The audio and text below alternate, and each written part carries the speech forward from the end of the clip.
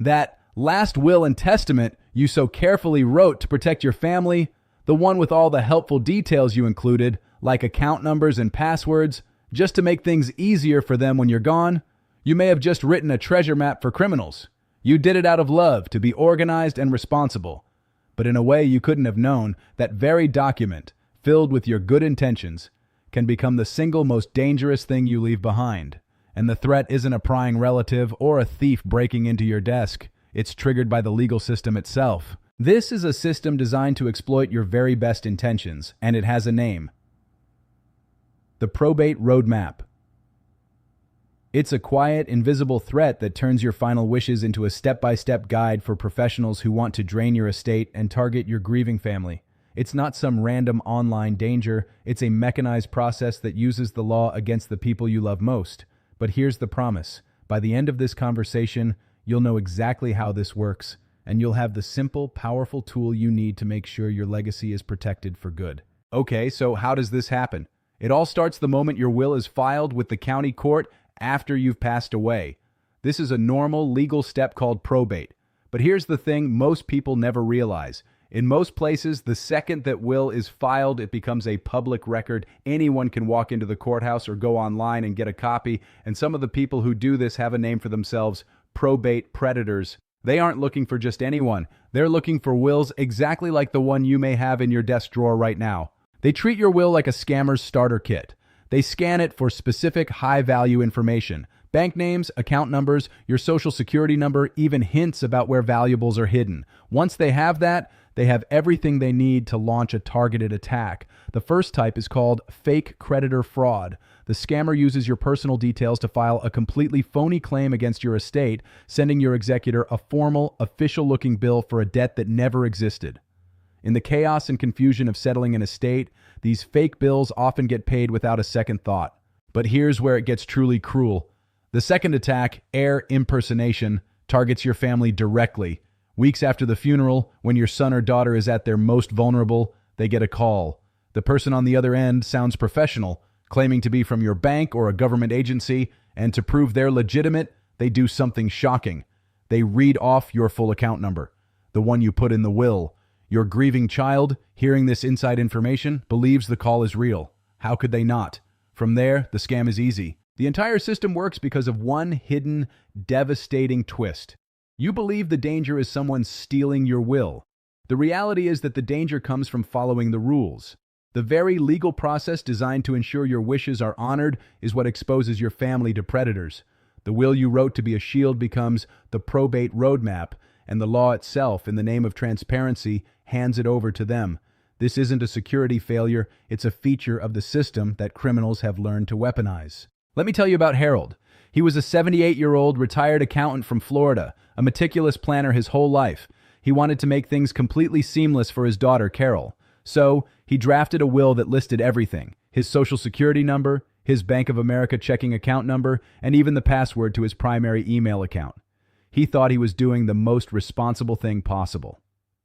After Harold passed away, Carol, as his executor, filed the will for probate just as she was supposed to. 2 weeks later, her phone rang. The man on the line was calm and authoritative, introducing himself as being from the Estate Settlement Division of Bank of America. To prove it, he quoted her father's full account number back to her. He explained that, as part of the standard probate procedure, the funds needed to be moved to a temporary, government-insured holding account for protection. Grieving, overwhelmed, and hearing that familiar account number, Carol trusted him. It all sounded so official. She complied with his instructions. The scammers drained $40,500 from the account before she ever realized what had happened. Now, it's so important to understand this. Carol isn't just smart, she's careful. Her father was an accountant. They were not foolish people. They were manipulated by professional criminals who used the very information Harold thought would protect his daughter. The scammers knew exactly what to say because Harold's loving, detailed will gave them the script. This isn't a story about a stranger in a faraway state. This is about what happens when good, responsible people run up against a system they don't know is working against them. This could be your family. And this isn't a rare event, it's an industry. According to the FBI's Internet Crime Complaint Center, victims of elder fraud lost over $3.4 billion in 2023 alone. That's just what gets reported. Probate fraud is a huge, underreported piece of this because families are often too overwhelmed or even too ashamed to file a report after they've been targeted. They blame themselves, when the blame lies squarely with the predators who exploit a legal loophole that most people have no idea even exists. The problem is growing every year, and it's evolving. It used to be that a scammer had to physically go to a courthouse to get these records. Now, more and more county records are digitized and put online. Sophisticated predators use automated software, bots, to scan thousands of newly filed wills every single day, instantly flagging the ones that contain financial data. This means the time between when the will is filed and when your family gets that first malicious phone call is shrinking. The attack is becoming faster, more efficient, and harder to get ahead of. The roadmap is being delivered to them at the speed of light. So, what can you do? How do you protect your family from a threat that's built right into the legal system? You don't have to become a legal expert or hide your assets. The solution is actually incredibly simple, and it's powerful because it defeats the scam at its source. It's a strategy that separates your public instructions from your private data, making your will useless to any predator who finds it. It ensures your final wishes are honored without ever turning into a weapon against your loved ones. It's called Ines Tashinwar. The two-document rule. It is the single most important thing to remember, and it's incredibly easy to put into practice. The rule is this. Your will is for your public instructions, but your private data belongs in a separate document that is never, ever filed with the court. You create two documents instead of one. The first is your last will and testament. The second is a private letter of instruction. This simple separation is the shield that protects everything. It's elegant, it's effective, and it costs nothing. Here's why it works so perfectly. The scammer's entire plan depends on finding your sensitive data in a public document. The two-document rule denies them that. Your will, the public document, should only contain the what and the WHU. For example, it should say, I leave my primary checking account at Bank of America to my daughter Carol. See? It does not say the account number. The letter of instruction, the private document, is where you put the how and the where. This letter, which you give directly to your executor, contains all the sensitive details, account numbers, PINs, passwords, and the location of hidden keys or valuables. So here's the protocol. It's just 3 steps. 1. Review your will. It should only name your heirs and generally describe your assets. 2. Create your private letter of instruction. This is where you list all the confidential details your executor will need. 3. Purge the 4 biggest dangers from your will immediately. If they're in there, you need to get them out. Those are specific bank or investment account numbers, your social security number, any passwords, PINs, or lock combinations, and the specific locations of hidden valuables like the gold coins are taped under the 3rd floorboard. Now, I know what you might be thinking. Doesn't this make things harder for my family? Isn't it less helpful? And honestly, that feeling comes from the same good place that made you want to put all the details in the will to begin with. But you have to reframe it. Being vague in the will isn't being unhelpful. It's being protective. The most helpful thing you can do is protect your family from predators. You can even add a simple phrase to your will. My executor has been given a separate and private letter of instruction with the details needed to settle my estate. That's it. You've closed the loophole. But what if you've already done it? What if your will, sitting in a drawer or filed with your lawyer right now, is filled with this exact information?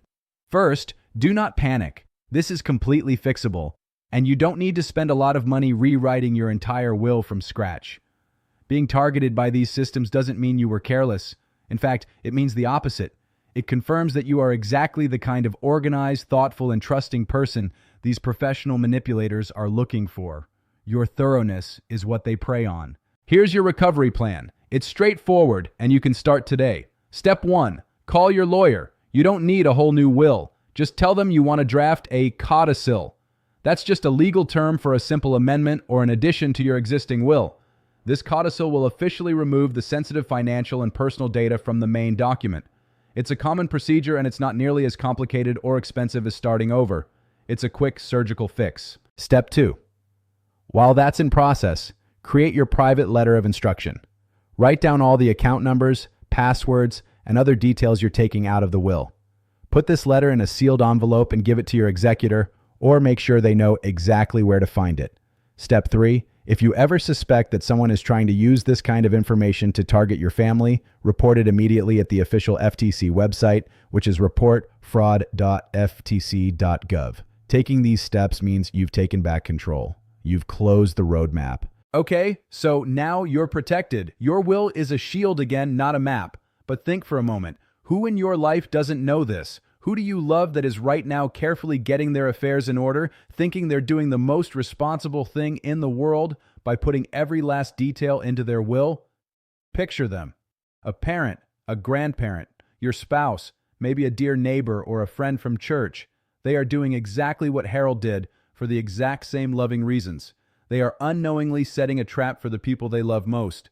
Please share this with them. This isn't about sharing a video. It's about having a 5-minute conversation that could protect a lifetime of their hard work and spare their family from unimaginable stress and loss. You have the knowledge now to protect them, to be the one who lets them in on the secret the predators don't want them to know. It's a genuine act of protection. Protecting your family is your final word.